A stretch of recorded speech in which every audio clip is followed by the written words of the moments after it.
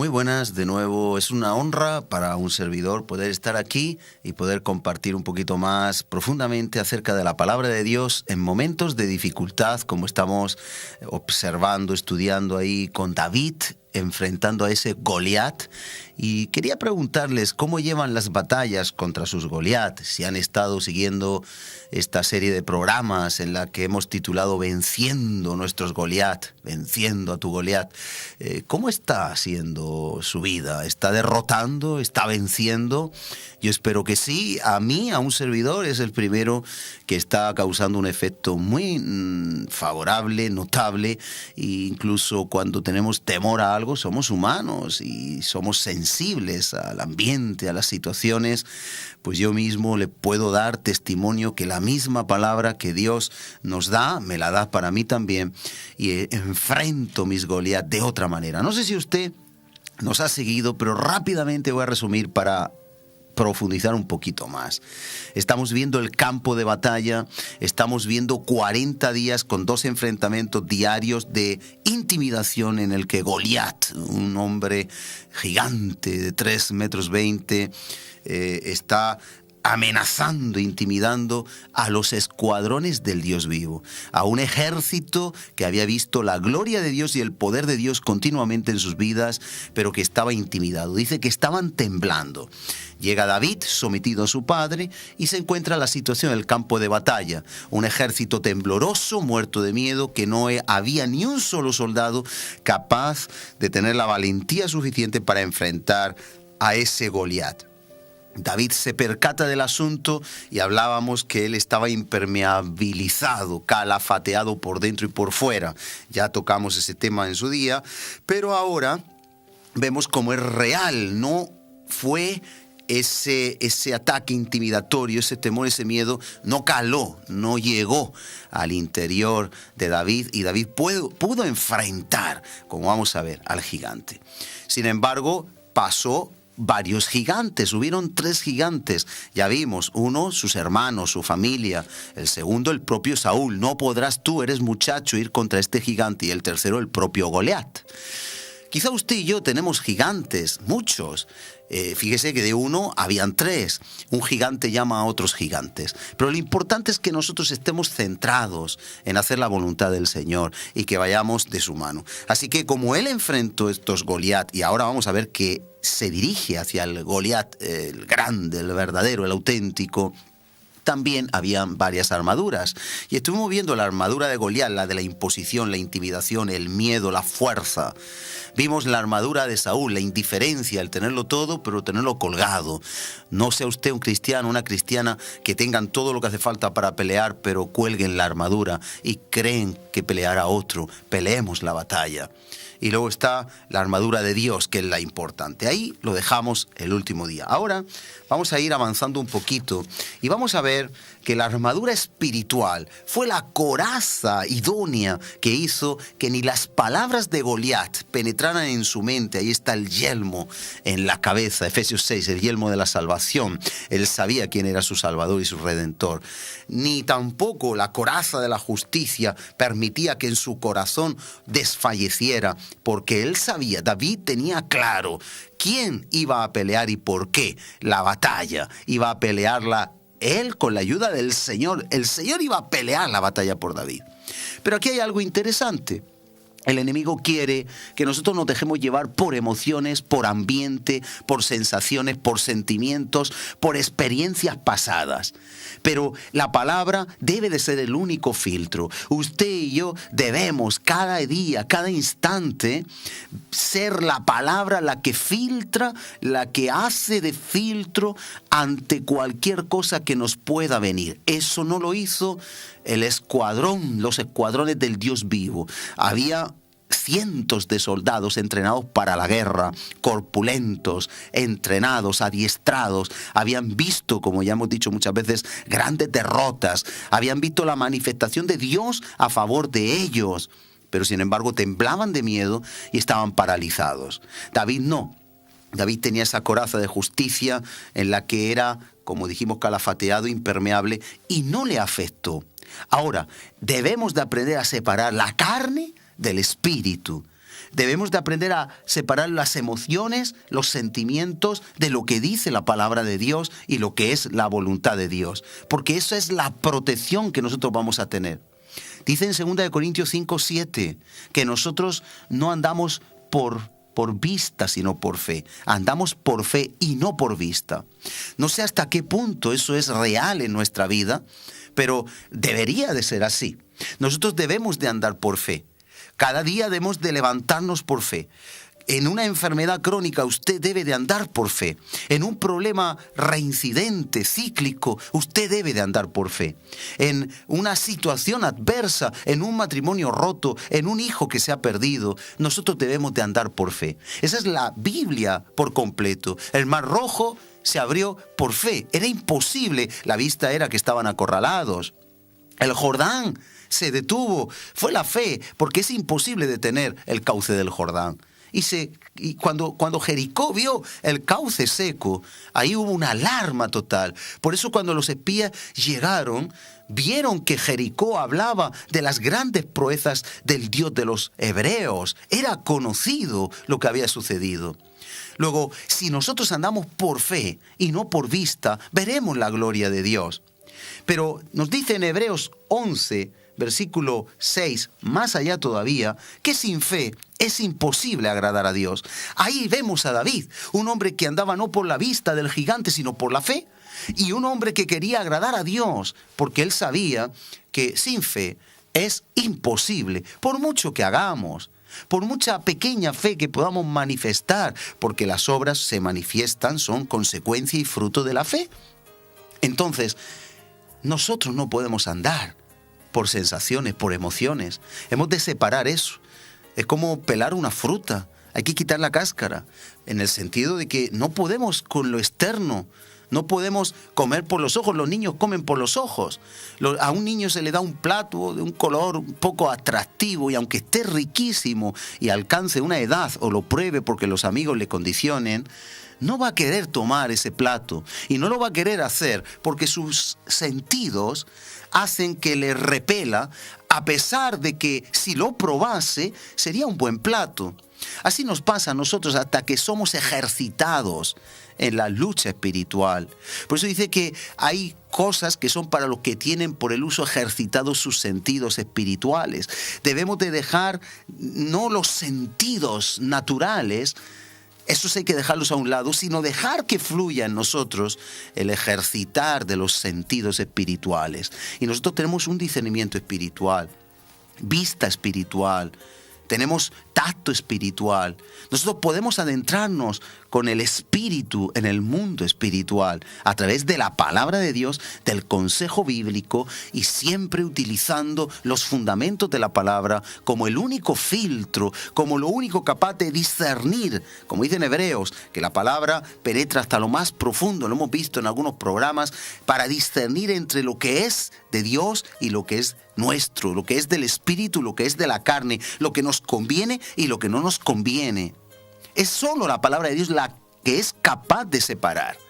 Así como un buen carnicero puede apartar la magra de la grasa y cortar con el cuchillo, así nosotros tenemos con la palabra de Dios que aprender a que sea Dios, a través de su Espíritu Santo, y como digo, con la palabra, quien nos vaya determinando lo correcto. Vamos ahora a una parte fundamental, preciosa de esta historia. Versículo 40. Quiero leerlo primero. Dice, y tomó su cayado, después de ponerle Saúl la armadura y no poder andar, dice, y tomó su cayado en su mano y escogió 5 piedras lisas del arroyo y las puso en su saco pastoril, en el zurrón que traía, y tomó su honda en su mano y se fue hacia el filisteo. Fíjense, David va a enfrentar al gigante. Pero hay algo aquí que llama mucho la atención y a mí me llena de gozo y alegría, y es una pauta para vencer nuestras batallas. Aparte de las que ya vimos, la primera cosa que David hizo es estar bajo autoridad, primero su padre y luego el rey. Eso es fundamental para nosotros vencer batallas, pelearlas con victoria, con garantía. Hemos de estar bajo autoridad. Pero fíjese que teniendo la autoridad, ahora fíjese lo que hace. Toma el cayado. Yo les quiero recordar qué nos dice el Salmo 23. Dice, tu vara y tu cayado me infundirán aliento. La vara correctiva, la vara de la disciplina, pero el cayado de la misericordia y el cayado del amor, el cayado de la fidelidad. Con el cayado rescata. El Señor, como un pastor, tiene una forma curva con la que puede sacar del hoyo a una ovejita. La vara y el cayado son el símbolo, representan la tipología de la autoridad. Él tomó no una armadura, sino tomó la palabra de Dios, como aquella vara con la que Moisés le dijo Dios, levanta tu mano, levanta la vara y se abrirá el mar. Así estaba actuando David, con esa misma autoridad delegada, porque era un hombre bajo autoridad. Pero ahora dice ahí el versículo 40 que se metió, ¿sabe dónde se metió? A por esas piedras.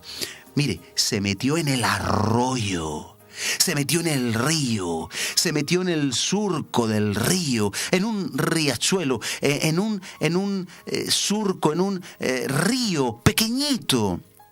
Y ahí la palabra de Dios nos está dando luz.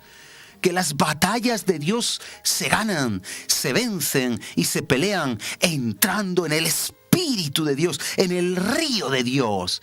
Cuando David entra al arroyo, aunque sea por breve tiempo, nos está diciendo la palabra que David buscó el consejo de Dios y en ese momento él se encomendó, se metió no en el ambiente de la intimidación, no en el ambiente de la soberbia, no respondió a Goliat como Goliat respondía en su humanidad, en su carne, en su prepotencia, sino que David lo que bien hizo es entrar en el arroyo.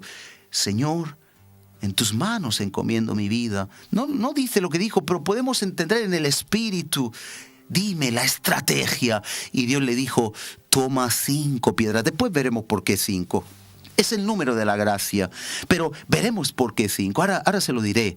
Pero fíjese que toma 5 piedras. Entró en la presencia de Dios, entró en el río de Dios, entró en el Espíritu del Dios vivo y allí recibió coger 5 piedras y su honda en la mano, y tras salir de la presencia de Dios se dirigió hacia el gigante. Es interesante porque cuántas guerras y batallas afrontamos sin consultar con el Señor. ¿Cuántas veces tomamos decisiones y vamos a una pelea de cualquier tipo, espiritual o carnal, sin haber consultado? ¿Cuántas veces peleamos por nosotros mismos? ¿Cuántas veces buscamos una solución a algo en nuestra propia fuerza? ¿Cuántas veces erramos por este tipo de actuaciones? Pero David era un hombre del Espíritu.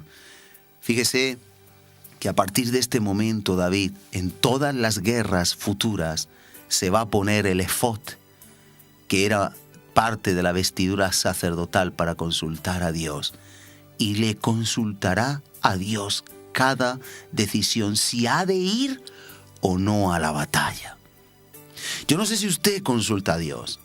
Yo no sé si usted pasa por alto la ofensa y cuando Dios le dice contra un Goliat, que no estoy hablando físicamente de forma natural, tangible, sino espiritualmente, si consultamos. Yo no sé si en su familia hay un problema espiritual, hay una crisis, hay falta de trabajo. Si usted enfrenta a los Goliat entrando en la presencia del Señor o directamente lo hace a su manera, sabe que por mucho, voy a poner ese ejemplo del trabajo, por mucho que busquemos trabajo, si no nos ponemos en la presencia del Señor y le decimos que Él nos guíe, ese trabajo no tiene por qué venir. Puede venir y pueden venir muchos trabajos, pero que no sean de Él. Entremos a su presencia. Si usted está peleando por una restauración en el hogar, un hijo que se marchó, un matrimonio roto, una salud que no viene, puede ser una prueba, puede ser que usted no vea cumplimentada su petición, puede haber un propósito como lo hubo con Job por un tiempo, pero sepa que entrar a la presencia de Dios le va a dar a usted lo necesario para tener las instrucciones de qué ha de hacer. Hay muchas batallas en la palabra de Dios donde los siervos de Dios doblaban rodilla y el Señor daba la estrategia. Josué la dio. Dios le dio la estrategia cómo derribar Jericó. Hay muchas formas en las que Dios puede obrar que para nosotros pueden ser locura, pero es la forma de Dios. Por eso yo le invito a que entremos en el río de Dios, entremos en el arroyo de Dios. ¿Por qué cogió David 5 piedras? Yo no sé si usted se plantea esta cuestión, pero es interesante. Él tenía un enemigo. Todo el ejército de los filisteos estaban pendientes de Goliat. Él era su paladín, él era su guerrero, él era su gigante, y tenían fe en Goliat. Pero Goliat no estaba solo. Yo quiero leerles en la palabra del Señor en 2 Samuel 21, 22. Habla y dice: estos 4 eran descendientes de los gigantes en Gat, los cuales cayeron por mano de David y por mano de sus siervos. Si usted contempla ese pasaje y versículos anteriores y posteriores, verá que Goliat no estaba solo, eran 5 hermanos. Habían vivos 4 hermanos más, aparte de Goliat, que cayeron todos de la mano de David y su ejército. David recibió instrucción de Dios de coger no solo la piedra de Goliat, sino una por cada hermano de él. Fíjese dónde puede llevar la sabiduría de Dios. David iba armado no solo contra Goliat, sabía por fe, andaba por fe y no por vista, que iba a vencer a Goliat. Pero además estaba preparado para poder derrotar a esos hermanos de Goliat si aparecían, que estaban con los filisteos. Así que con esa valentía de Dios, por haber entrado en el río de Dios, porque para nosotros vencer al enemigo tenemos que entrar al río de Dios y tener su respaldo, porque la oración impide que los pensamientos de Satanás neutralicen nuestro discernimiento espiritual. Nosotros somos bombardeados. El enemigo, los Goliat, nos bombardean. Le pueden hacer pensar que el problema es mucho más grave de lo que es. Hay personas que se suicidan. Mire usted hasta dónde llegan los Goliat. Esta misma semana tuve noticia, no voy a dar nombres, de una persona de prestigio, de nivel, que se ha suicidado. No era creyente, no era cristiano, como nosotros entendemos que debemos de ser, pero una persona de gran reputación, de gran economía, de gran conocimiento, en un nivel muy alto, aquí en la región de Murcia, decidió poner fin a su vida y realmente lo tenía todo. Había salido de una grave enfermedad, tenía un nivel económico que para muchos es imposible tener, la mayoría lo tenía todo. Tenía familia y tenía futuro. Sin embargo, decidió cuáles fueron sus Goliat. ¿Sabe? Quizá eran Goliat invisibles. Nadie los podía divisar, nadie los podía ver. Esos Goliat atacan. Por eso es importante que no menospreciemos esos ataques, sino que entremos en el río de Dios. Ya con todo lo que hemos visto, nos pongamos la armadura de Dios, que busquemos dirección de Dios. Obviamente, esta persona no conocía del Señor. La familia está rota, los amigos están destrozados. Si lo hubiera conocido, ¿sabe? Se le dio oportunidad. Yo tuve contacto en el último año y se le habló, pero el orgullo, la prepotencia de personas que lo tienen todo realmente, impidió. Pero uno se plantea, y eso yo creo que es inevitable, hasta qué punto no fuimos persistentes, aunque sabemos que hemos de respetar a las personas. Yo tengo mi conciencia tranquila. Pero si da usted cuenta los Goliat, el poder que tienen, pero cuando entramos en la presencia de Dios, cuando en oración nos ponemos en la presencia de Dios, nuestros Goliat pueden ser disipados y su poder puede ser neutralizado. Con esas 5 piedras, instrucción de Dios que recibió David, mire lo que dice. Dice que las puso en su saco pastoril, en su zurrón que traía, tomó su honda en su mano y se fue hacia el filisteo. Y el filisteo venía andando, acercándose a David, y su escudero delante de él. 42. Cuando el filisteo miró y vio a David, le tuvo en poco, porque era muchacho y rubio y de hermoso parecer. 43. Y dijo el filisteo a David: ¿soy yo un perro para que vengas a mí con palos? Y maldijo a David por sus dioses. Luego dijo el filisteo a David: ven a mí y daré tu carne a las aves del cielo y a las bestias del campo. Recuerde lo que ya hemos visto. David era impermeable. Goliat usaba su armadura intimidatoria, el miedo, pero David era impermeable. Él no estaba andando por vista, sino por fe. Sino, imagínese, al ver 3,20 metros de envergadura, su escudero al lado como una hormiguita, y con qué potencia y violencia lanzaba estas amenazas, David se hubiera venido abajo. ¿Qué haría usted? ¿Qué haría yo ante semejante problema? Pero él andaba por fe y no por vista. Y él había recibido instrucción. Nosotros tenemos la Biblia llena de instrucciones. Tampoco nos tiene por qué hablar Dios todos los días de forma audible, o en el corazón, o en sueños o visiones. Tenemos la Biblia, que es la palabra profética más segura. Si usted paga bien por mal, si usted perdona, si usted ama, si usted se entrega, si usted deja que Dios le justifique, si usted vive las bienaventuranzas, no se preocupe, que usted tiene victoria. Le pueden matar, pero usted sigue vivo en Dios.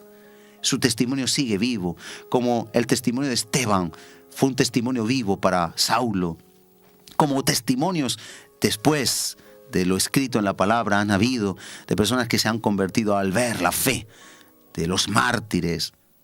Y dice, entonces David, versículo 45, dijo al filisteo: tú vienes a mí con espada y lanza y jabalina, mas yo vengo a ti en el nombre de Jehová de los ejércitos. Y aquí está la segunda clave importante del éxito de David. La primera era estar sujeto bajo autoridad, y así recibió la autoridad de Dios. La segunda era pelear las batallas de Dios en su nombre y para su gloria. Quiero ir terminando aquí porque la semana que viene vamos a ver algo muy interesante, pero lo quiero dejar para la semana que viene. Pero aquí sí podemos centrarnos y ya terminando orar. Miren, qué importante es lo que aquí aconteció. ¿Sabe cuántas personas emplean su juventud, su sabiduría, su dinero, su esfuerzo, lo que tenga, en pelear sus propias batallas? Muchas veces usando el nombre de Dios, pero para pelear nuestras propias batallas. David no se dejó llevar por ese sentimiento. David no quería demostrar lo grande que era. David no quería demostrar que era más valiente. David solamente tenía muy claro que esa batalla la iba a pelear precisamente para demostrar el poder de Dios y que la gloria se la llevara a Dios. Jamás, en todos los salmos que David escribió, en todo lo que David dejó por escrito, jamás se atribuyó la gloria de haber vencido al gigante. Siempre le dio la gloria a Dios. Examine los salmos. Siempre le dio la gloria a Dios. Jamás robó, jamás usurpó ni un ápice, ni un milímetro, ni un gramo de la gloria. Siempre atribuyó la gloria a su Dios, a su Señor. Es importante porque a veces nosotros nos metemos en peleas y nosotros, y yo no digo con personas, sino en grandes cosas. Pero fue Dios quien nos envió. Es Él el que se va a llevar la gloria. O estamos yo como el fariseo, yo diezmo, yo hago, yo no sé qué, yo abrí, yo fundé. El yo tiene que desaparecer. Aquí está claro como Él lo dice. Dice el 46, Jehová te entregará hoy en mi mano. Jehová te entregará hoy en mi mano. Yo no soy nadie, puedo ser un insecto, pero Dios te va a entregar en mi mano, en una mano de un muchacho. Pero Jehová, Dios, lo puede hacer. Y yo te venceré, pero porque Jehová le entrega, y te cortaré la cabeza y daré hoy los cuerpos de los filisteos a las aves del cielo, a las bestias de la tierra. Y miren cómo dice David, y toda la tierra sabrá. Toda la tierra sabrá. Y el 47, que lo dejo para la semana que viene ya el detalle, y toda esta congregación. Aquí hay para todos. Cuando Dios vence una batalla, hay enseñanza para la congregación, los creyentes, y hay enseñanza para el mundo, porque la gloria se le dio a Dios. No robemos nunca la gloria. Todo lo que hagamos, hagámoslo para su gloria. Honrémosle y démosle gloria. No sepa nuestra izquierda lo que hace la derecha. Todo sea para la gloria de Dios. El tiempo de intimidad para la gloria de Dios. Todo lo que usted y yo hagamos sea para darle la gloria. Fíjese cuánta enseñanza hemos sacado apenas unos versículos. Entremos al arroyo. Le propongo el reto para esta semana. Entre al arroyo, al río de Dios. Y allí diga: Señor, yo tengo gigantes que enfrentar. Quizá una enfermedad, una quimioterapia, una radioterapia, una intervención quirúrgica. Tengo cosas que vencer. Personas que no me hablan, temores, intimidaciones, miedo a que me ocurra algo, miedo a un accidente, miedo a no tener trabajo. Entre en el arroyo, reciba la instrucción, porque una piedra de Dios es mucho más poderosa que ser un gigante en la carne. Hablaremos de todo esto, pero vamos a orar. Padre, en el nombre de Jesús, guíanos por tu Espíritu a ser más que vencedores a través de Cristo y de la fe. Yo te ruego por los que están siguiendo este programa que tú les capacites y les des sabiduría para, como David, entrar en el arroyo de Dios, allí recibir instrucción y salir en victoria, dispuestos y listos para pelear batallas y que tú te lleves la gloria. Si tú te llevas la gloria y vamos en autoridad, la victoria es nuestra y la gloria tuya. Gracias, Señor, que cada persona que está siguiendo este programa pueda en esta semana vencer sus Goliat, que todos podamos llenar la tierra de tu gloria. En el nombre de Jesús. Amén y amén. Que Dios les bendiga. Hasta el próximo programa seguiremos acá. Dios le bendiga en el nombre de Jesús.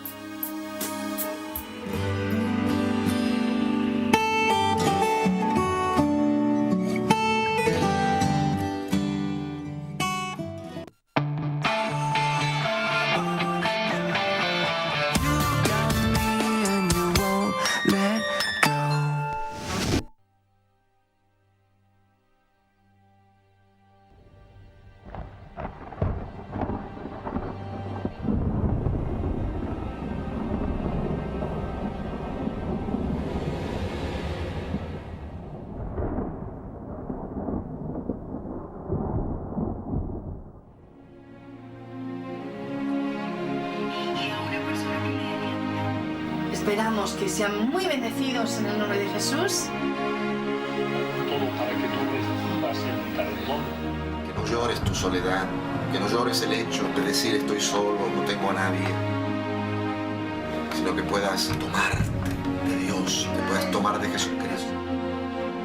Y sigan aquí en la sintonía de Radio y Televisión Vida.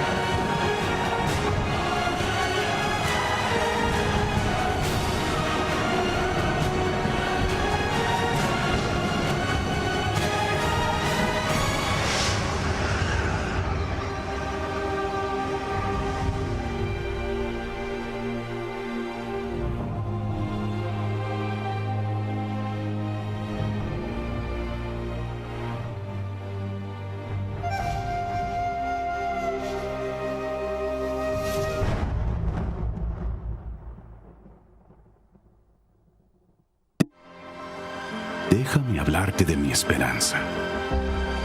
Esta esperanza no puede ser creada. No se encuentra dentro de uno mismo. Ella te encuentra y llama a tu puerta en busca de tu respuesta. es más que una actitud positiva o un buen sentimiento. La esperanza trae paz y propósito a tu vida. La esperanza sana, transforma. La esperanza salva.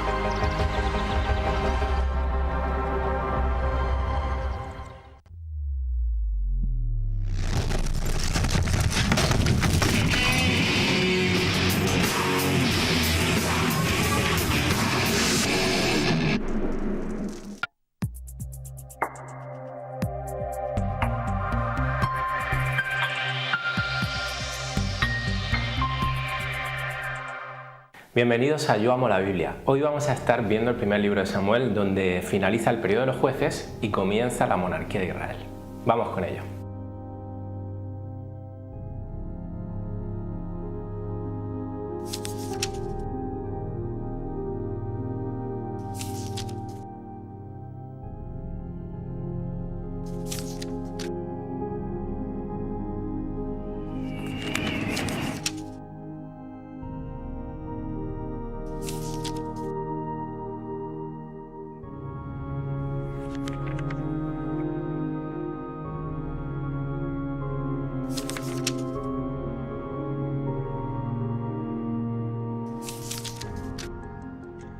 El autor del libro de Samuel es el mismo Samuel, es el protagonista del libro que lleva su nombre.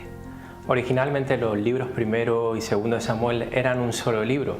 Más tarde los traductores los separaron y nosotros hemos conservado desde entonces esa división. Los eventos del primer libro de Samuel abarcan aproximadamente 100 años, desde el 1100 a.C. hasta el 1000 a.C. El primer libro de Samuel registra la historia de Israel en la tierra de Canaán, durante la transición de ser gobernados por jueces a convertirse en una nación unificada bajo el gobierno de reyes. Samuel emerge como el último juez y él unge a los dos primeros reyes, que son Saúl y David. El primer libro de Samuel puede ser claramente dividido en dos secciones. En primer lugar, la vida de Samuel del capítulo 1 al 12 y luego la vida de Saúl del capítulo 13 al 31. Este libro comienza con el milagroso nacimiento de Samuel en respuesta a la ferviente oración de su madre, de Ana. Cuando era niño, Samuel vivió y sirvió en el templo. Dios lo eligió como profeta y la primera profecía del niño fue un juicio sobre los sacerdotes corruptos. Los israelitas van a la guerra con sus eternos enemigos, con los filisteos. Los filisteos capturan el arca del pacto y se adueñan de ella temporalmente, pero cuando el Señor envía su juicio, los filisteos regresan el arca. Samuel llama a Israel al arrepentimiento y luego a la victoria sobre los filisteos. El pueblo de Israel, queriendo ser como las otras naciones, desea un rey. Samuel se muestra disgustado cuando los israelitas le piden un rey, porque sabían que ese no era el programa de Dios, no era lo que Dios quería. De modo que Samuel ora al Señor y el Señor le dice lo siguiente: escucha la voz del pueblo en todo lo que te diga, porque no es a ti a quien han desechado. Es a mí a quien han desechado, para que no reine sobre ellos, de la misma manera que han hecho conmigo desde el día en que los saqué de Egipto hasta el día de hoy, abandonándome y sirviendo a otros dioses. Así hacen conmigo también. Ahora pues, escucha su voz, pero adviérteles solemnemente y declárales cuál será el proceder del rey que ha de reinar sobre ellos. Primer libro de Samuel, capítulo 8, versículos 7 al 9. Así es como actúa siempre Dios. Yo creo que una de las más importantes lecciones que podemos aprender acerca de Dios es que cuando queremos algo con suficiente desesperación nos lo concede, pero al mismo tiempo tenemos que estar listos para afrontar las consecuencias. Esto se aplica a todo en la vida. Supongamos que tengo delante de mí dos vasos de líquido y los dos parecen agua. Uno de ellos es agua, pero el otro es veneno. Tengo que decidir entre beberme el veneno o el agua. Si opto por beberme el veneno, ya no tendré influencia alguna sobre lo que suceda y los resultados serán inevitables. Una vez que haya decidido, tendrá que aceptar los acontecimientos que tengan lugar a continuación. Por todas las Escrituras nos encontramos con que así es como Dios trata a los hombres. Si queremos algo con verdadera desesperación, podemos tenerlo, pero cuando lo consigamos, ¿sabes qué? No lo querremos. Si empezamos a tener hambre, sed y a anhelar lo que deseamos, como sucedió con este pueblo, en lugar de confiar en que Dios nos dé lo que necesitamos, descubriremos que lo que deseábamos ya no es lo que queremos. Nuestro único recurso es volver a Dios, arrepentidos, y pedirle que nos dé lo que realmente necesitamos. Después de que Samuel le advirtiera a la gente lo que significaba tener un rey, Samuel unge a un israelita de la tribu de Benjamín que se llama Saúl, quien es coronado en la ciudad de Mizpa. Saúl disfruta del éxito inicial derrotando a los amonitas en la batalla, capítulo 11 de este libro, pero entonces él comete una serie de errores. Obstinadamente, él ofrece un sacrificio, hace un inconsciente voto a expensas de su hijo Jonatán y desobedece las órdenes directas del Señor. Como resultado de la rebelión de Saúl, Dios elige a otro para que tome su lugar. Mientras tanto, Dios retira la bendición de Saúl y un espíritu maligno comienza a atormentarlo, llevándolo hacia la locura. El profeta Samuel viaja a Belén para ungir a un joven llamado David como el siguiente rey. Esto lo vemos en el capítulo 16. Más tarde, David tiene su famosa confrontación con el gigante Goliat, el filisteo, y se convierte en un héroe nacional.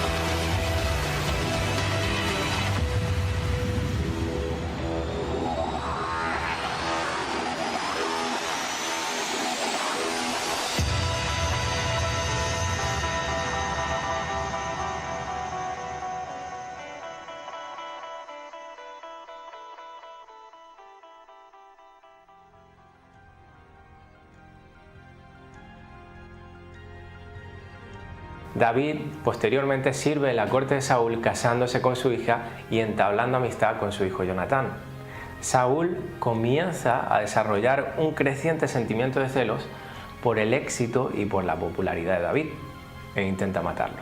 David huye y así se inicia un extraordinario periodo de aventuras, de intrigas y de romance. Con ayuda sobrenatural, consistentemente David logra evadir la encarnizada persecución de Saúl. Esto lo vemos en los capítulos 19 al 26. A través de todo esto, David mantiene su integridad y su amistad con Jonatán. Al final de este libro de Samuel nos encontramos que Saúl se mete por pura desesperación en brujerías con el propósito de intentar leer la mente del Señor, una vez que se hubo apartado de él el Espíritu de Dios.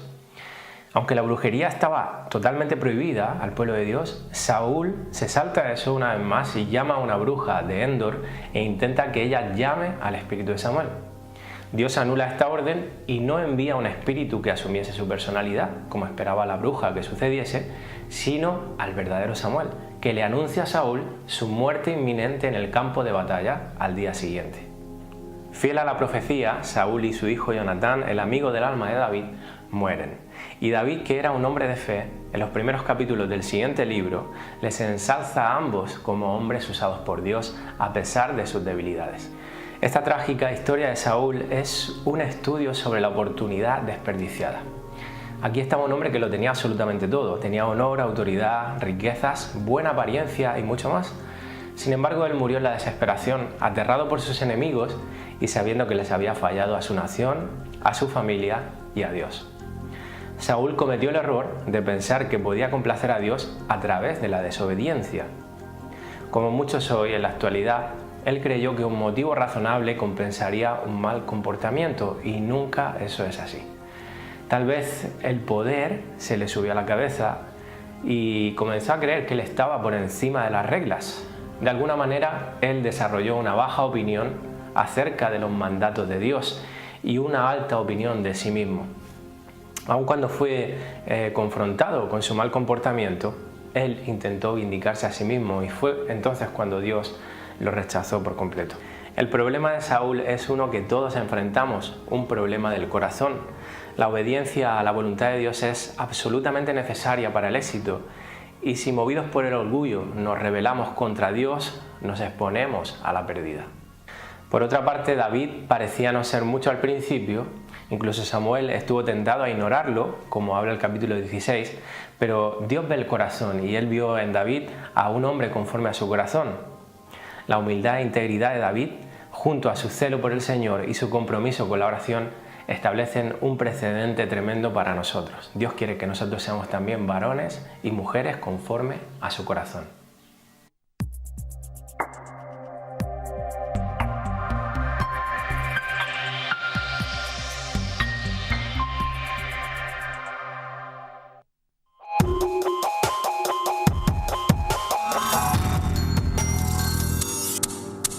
¿Te preguntas cómo puedo ofrendar por internet? Es muy fácil. Entra en www.vidartv.com. Navega a la sección Apoyo Económico. Allí encontrarás toda la información relacionada con las formas de colaborar económicamente con este ministerio. Elige el tipo de ofrenda que quieres hacer y pulsa en ofrendar.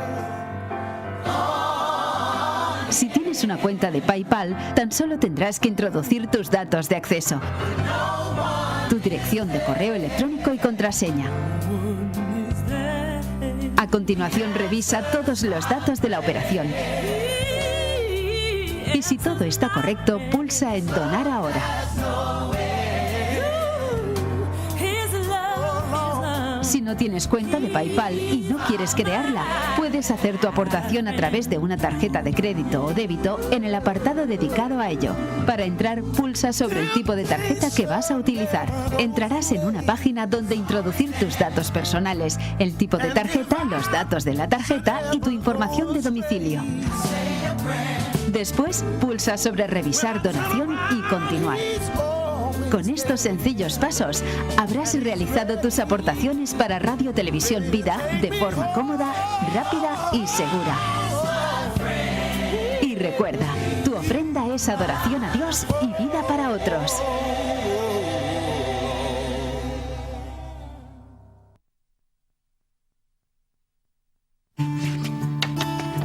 No teníamos mucho para darles. Los tiempos eran difíciles y no se vendía demasiado.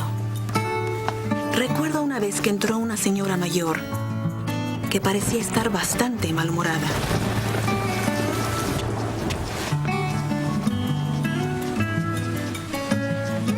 Pidió 4 panes, pero solo tenía dinero para 3.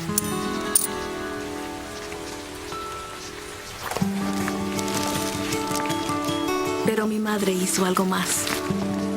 Me pidió que pusiera otros 2 panes en la bolsa de aquella señora. Poco después me enteré de que era una familia necesitada. La generosidad. Pásala. Hicimos lo correcto aquel día.